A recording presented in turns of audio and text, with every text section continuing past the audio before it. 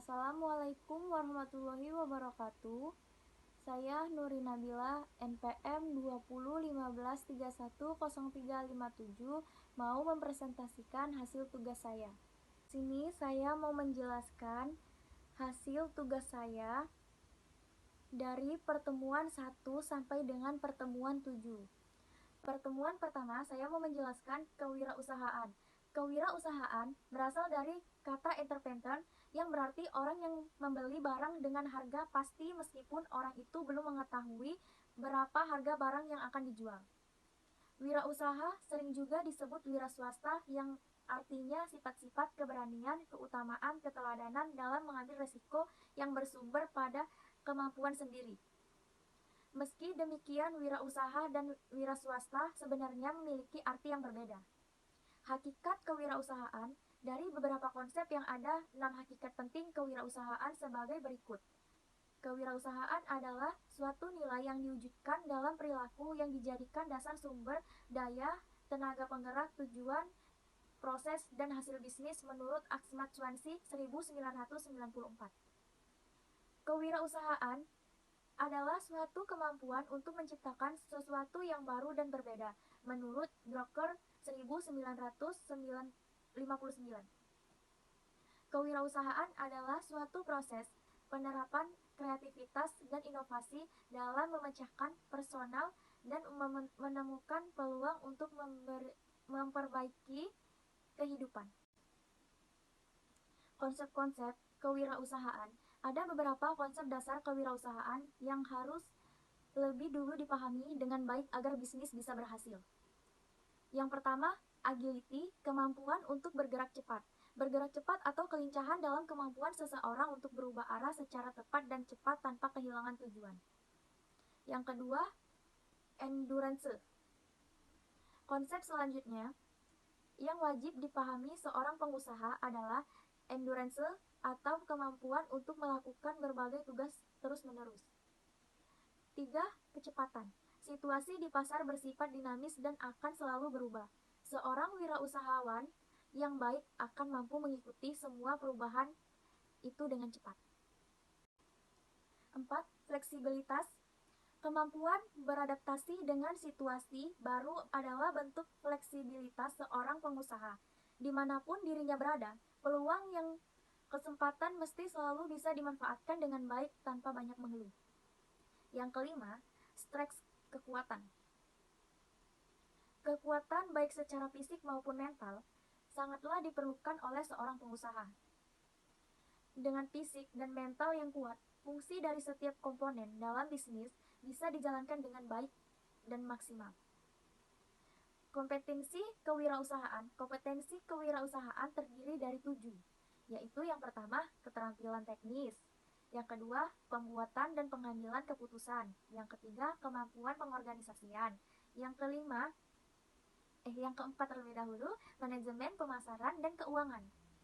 Yang kelima, berani mengambil resiko. Yang keenam, kreatif dan inovatif. Yang ketujuh, berorientasi.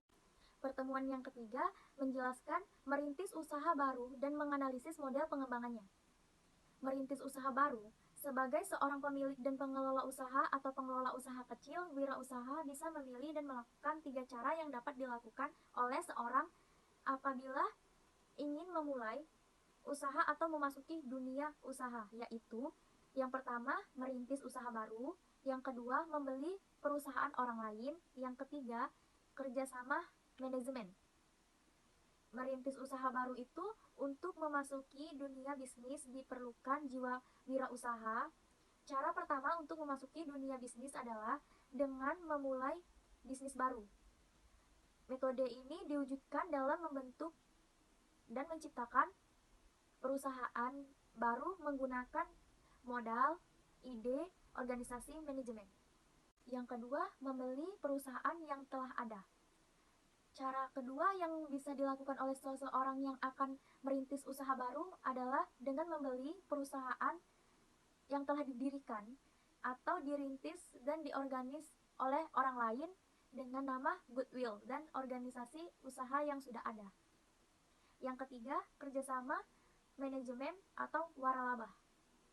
Cara ketiga dalam memasuki dunia usaha adalah kerjasama, manajemen, atau yang biasa dikenal dengan istilah waralaba itu atau franchising. Franchising itu adalah suatu kerjasama antara entrepreneur dengan perusahaan besar dalam mengadakan persetujuan jual hak monopoli untuk menyelenggarakan usaha. Pertemuan yang keempat yang berjudul organisasi dan manajemen dalam mencapai tujuan organisasi yang berorientasi laba. Pengertian organisasi. Banyak bentuk organisasi di masyarakat, misalnya negara, partai politik, perkumpulan masyarakat, bahkan bentuk organisasi yang paling kecil yaitu keluarga dan lain sebagainya. Kata organisasi mempunyai dua pengertian umum, yaitu sebagai suatu lembaga atau fungsional seperti perguruan tinggi, rumah sakit, perwakilan pemerintah, perwakilan dagang, perkumpulan olahraga, dan lain sebagainya. Proses pengorganisasian, pengolahkasian, dan penugasan para anggotanya untuk mencapai tujuan yang efektif. Fungsi organisasi. Yang pertama, fungsi organisasi membentuk arah dan aturan serta pembagian kerja mengenai apa yang harus dan tidak boleh dilakukan oleh para anggota dalam organisasi. Yang kedua, fungsi organisasi selanjutnya adalah untuk peningkatan keterampilan dan kemampuan anggota organisasi dalam upaya mendapatkan sumber daya dan dukungan dari lingkungan sekitar. 3. Fungsi organisasi yang terakhir yaitu memberikan pengetahuan serta mencerdaskan setiap anggota. Yang pertemuan kelima menjelaskan konsep-konsep dasar sistem pengendalian manajemen dan batasan-batasan sistem pengendalian manajemen. 1. Sistem. Sistem merupakan suatu cara tertentu bersifat relatif untuk melaksanakan sesuatu atau sekelompok aktivitas. 2. Pengendalian. Menurut Hanif Ismail dan kawan-kawan 2009, pengendalian adalah proses mengarahkan semua sumber daya, semua variabel-variabel untuk mencapai tujuan suatu perusahaan atau organisasi harus dikendalikan jalan aktivitasnya. Hal ini dimaksudkan untuk menjamin aktivitas yang sedang dilakukan sesuai dengan apa yang telah ditetapkan organisasi. Yang ketiga, manajemen. Menurut Halim Abdul, manajemen adalah proses perencanaan, pengorganisasian, kepemimpinan, dan pengendalian pekerjaan anggota organisasi, serta pengendalian sumber daya organisasi untuk mencapai tujuan organisasi. Suatu organisasi merupakan sekelompok orang yang bekerja bersama-sama untuk mencapai tujuan tertentu. Dalam sebuah organisasi, tujuannya adalah mencapai tingkatkan profit yang memuaskan.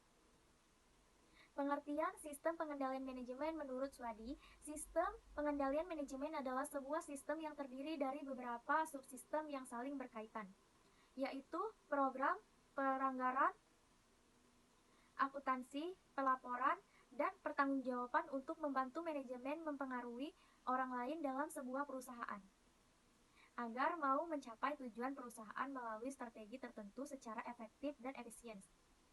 Proses pengendalian manajemen meliputi kegiatan-kegiatan sebagai berikut. Perencanaan strategis, penyusunan anggaran, pelaksanaan, evaluasi. Perbedaan antara pengendalian tugas dan pengendalian manajemen. Perbedaan paling penting antara pengendalian tugas dan pengendalian manajemen adalah banyak sistem pengendalian tugas yang bersifat saintifik. Secara definisi, pengendalian manajemen meliputi perilaku para manajer dan hal ini tidak dapat dinyatakan melalui persamaan-persamaan. Pertemuan ke-6, perilaku dalam organisasi, faktor-faktor yang mempengaruhi keselarasan tujuan organisasi, sistem pengendalian formal dan jenis-jenis organisasi serta fungsi pengendalian.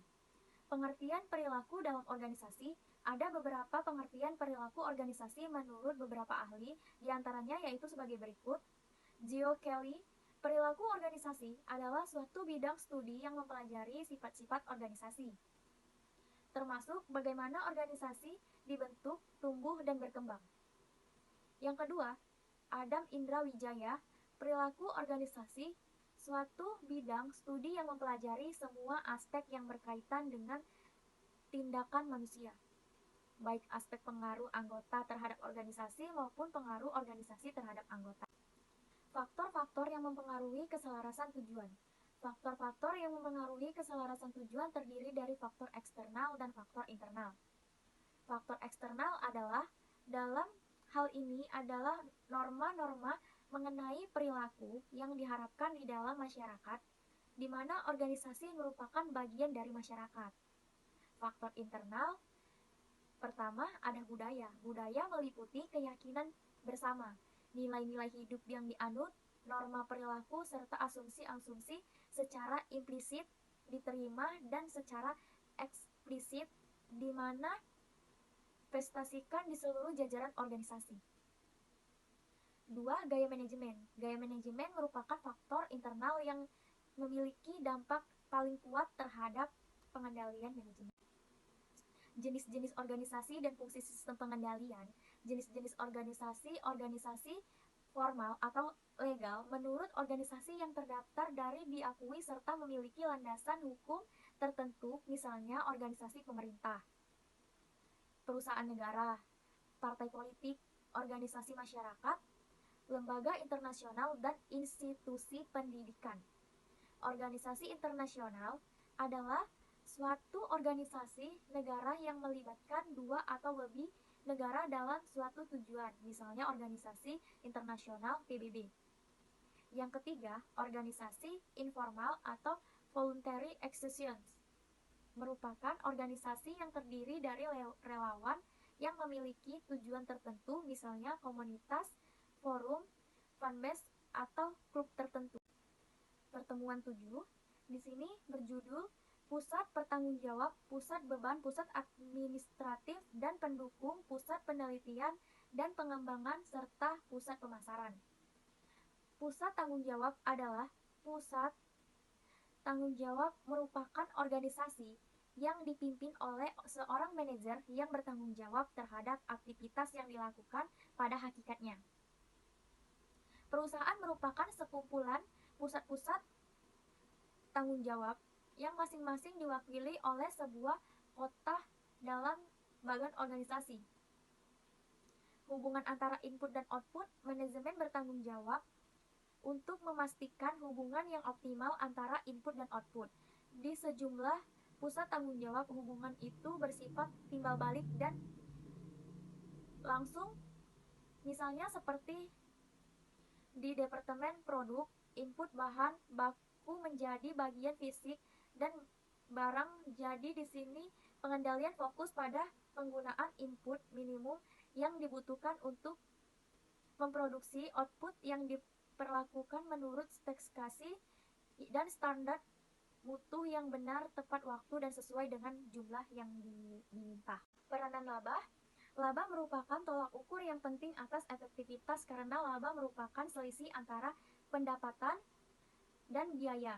Laba juga merupakan ukuran efisiensi.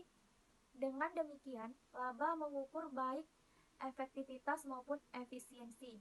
Jenis-jenis pusat tanggung jawab. Ada 4 jenis pusat tanggung jawab, digolongkan menurut sifat input dan output moneter yang untuk tujuan pengendalian pusat pendapatan, pusat beban, pusat laba, pusat investasi.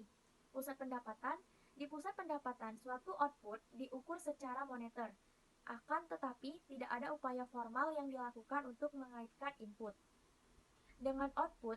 Jika beban dikaitkan dengan pendapatan, maka unit tersebut akan menjadi pusat laba.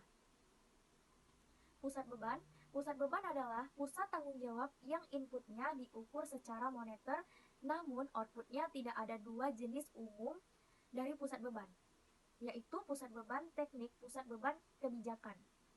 Pusat administratif dan pendukung. Pusat administratif meliputi manajemen senior korporat dan manajemen unit bisnis, serta para manajer unit-unit pendukung.